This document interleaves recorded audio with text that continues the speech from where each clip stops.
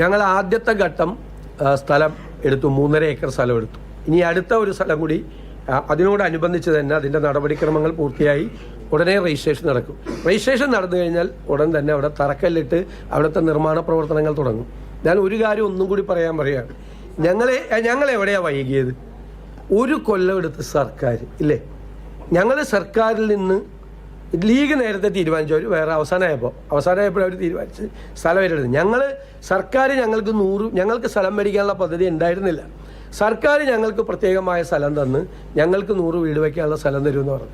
അവസാന ഘട്ടത്തിലാണ് സർക്കാർ അതിന് തയ്യാറായില്ല. അപ്പം ഞങ്ങൾ പറഞ്ഞു ഞങ്ങൾ വേറെ സ്ഥലം മേടിച്ചോളാം. സർക്കാർ 1 കൊല്ലം എടുത്തില്ല, നമ്മൾ 4 മാസം എടുത്തുള്ളൂ. ഞങ്ങൾ 4 മാസം എടുത്തുള്ളൂ സ്ഥലം കണ്ടുപിടിച്ചിട്ട് സ്ഥലം എടുക്കാൻ വേണ്ടിയിട്ട്. അതിനാണ് ഈ സോഷ്യൽ മീഡിയയിൽ കൂടി മുഴുവൻ ആക്ഷേപിക്കുന്നത്, സിദ്ദിഖിനെ അധിക്ഷേപിക്കുന്നത്. സർക്കാർ ഇത്രയും വലിയ സംവിധാനമുള്ള സർക്കാർ, പ്രത്യേകിച്ച് വയനാട് ജില്ലയിൽ സ്ഥലം എടുക്കുമ്പോൾ സൂക്ഷിക്കണം. ഭൂമിയുമായി ബന്ധപ്പെട്ട് ഒരുപാട് ഈ മുൻകാല റെക്കോർഡുകൾ വേണം. സാധാരണ പോയി നമ്മൾ 5 സെൻറ്റോ 1 ഏക്കറോ സ്ഥലം മേടിക്കുന്നത് പോലെ അല്ല. ഭൂമിയുമായി ബന്ധപ്പെട്ടുള്ള ക്ലെയിമുകളുണ്ടോ, ഗവൺമെൻറ്റിന് ക്ലെയിമുണ്ടോ, പ്ലാന്റേഷൻ ഭൂമിയാണോ എന്നൊക്കെയുള്ള പരിശോധനകൾ, നിയമപരമായ പരിശോധനകൾ നടത്തണം.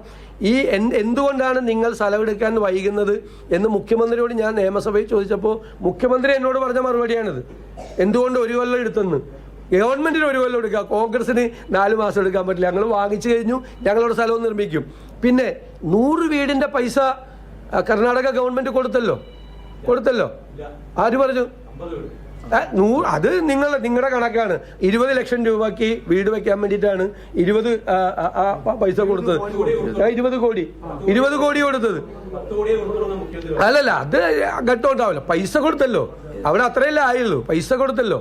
അവർ പൈസ കൊടുത്തെന്ന് മുഖ്യമന്ത്രി പത്രസമ്മേളനത്തിൽ പറഞ്ഞാണ്, ഞാൻ പറഞ്ഞതല്ല. എന്നോട് കർണാടക മുഖ്യമന്ത്രി പറഞ്ഞതല്ല. നമ്മുടെ മുഖ്യമന്ത്രി പിണറായി വിജയൻ വന്ന് പത്രസമ്മേളനത്തിൽ പറഞ്ഞ കാര്യമാണ്.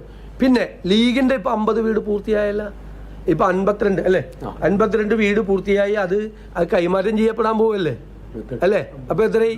ഞങ്ങളും ചെയ്യും. അത്രയേ ഉള്ളൂ.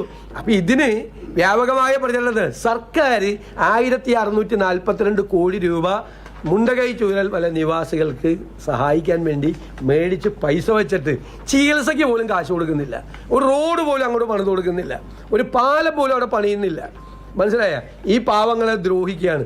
അവരുടെ പേരിൽ പണം മേടിച്ച് കയ്യിൽ വെച്ചിട്ട് ഒരു കാര്യം അവർക്ക് വേണ്ടി ചെയ്തു കൊടുക്കുന്നില്ല. അതാണ് പ്രശ്നം. മര്യാദക്കുള്ളൊരു ലിസ്റ്റ്, ഒരു 3 വാർഡിൽ ദുരന്തം ഉണ്ടായപ്പോൾ അതിൻ്റെ ദുരന്ത ബാധിതർ ആരാണെന്ന് കറക്റ്റ് ലിസ്റ്റ് ഉണ്ടാക്കാൻ പോലും കപ്പാസിറ്റി ഇല്ലാത്ത ഒരു ഗവൺമെൻറ്റാണ്, ഒരു കോമ്പിറ്റൻസ് ഇല്ലാത്ത ഒരു ഗവൺമെൻറ്.